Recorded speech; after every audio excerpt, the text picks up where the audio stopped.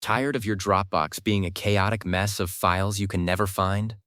Learn how to create a folder in under 60 seconds and finally get organized. In this quick tutorial, I will show you exactly how to create a folder in Dropbox, from signing in to naming it and starting to organize. So let us get started. First, go to Dropbox. Open up your browser and head straight to the Dropbox website. If you are not already signed in, go ahead and enter your email and password to log into your account. Now here is the thing. You need to decide where you want this new folder to live. Navigate to the specific location inside your Dropbox where you want the folder to appear. It could be your main file list or inside another project folder. Get to that spot. Once you are in the right place, look for a button that says Create or New Folder. It is usually up at the top of the screen. Go ahead and click that button.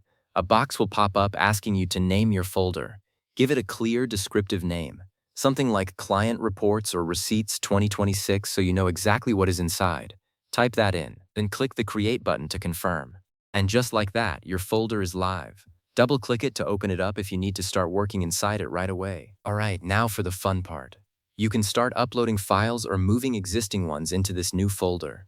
Drag and drop files right from your computer, or use the Upload button to select them. You can also click and drag old files from other folders straight into your new one. This is where the organization begins. And just like that, you have gone from a messy Dropbox to a neatly structured system. This is the same method I use to keep my own files from turning into a digital junk drawer. And it makes finding anything later so much easier. Give it a try, and you will see how simple it really is.